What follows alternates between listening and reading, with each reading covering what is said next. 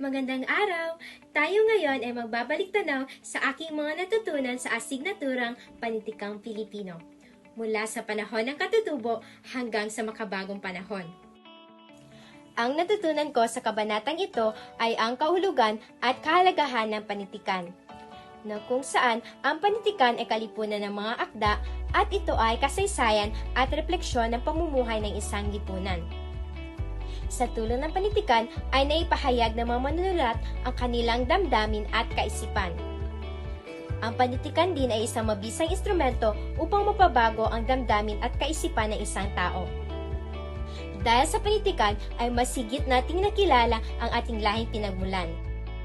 Natuklasan ko sa kabanatang ito na tayong mga Pilipino ay may masagana ng panitikan bago pa man masakop ng mga dayuhan, na nagbibigay katibayan na tayo ay may sariling panitikan.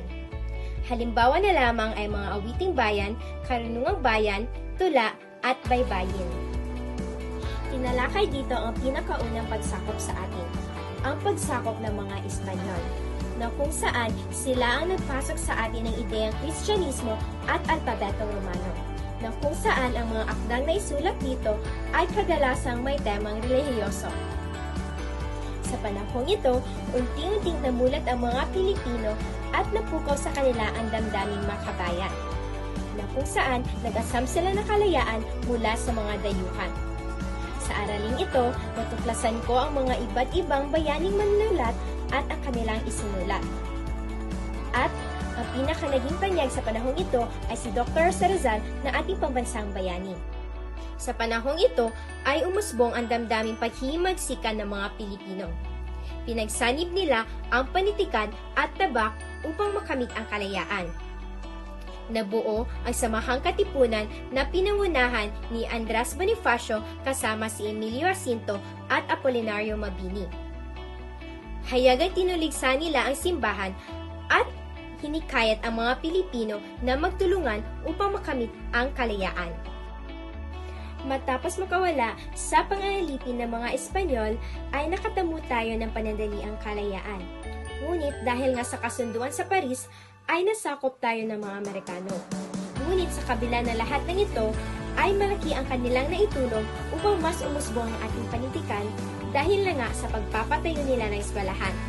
Natuklasan ko rin sa araling ito na ang tanyag na panitikan sa panahong ito ay ang tula, maikling kwento, nobela at dula.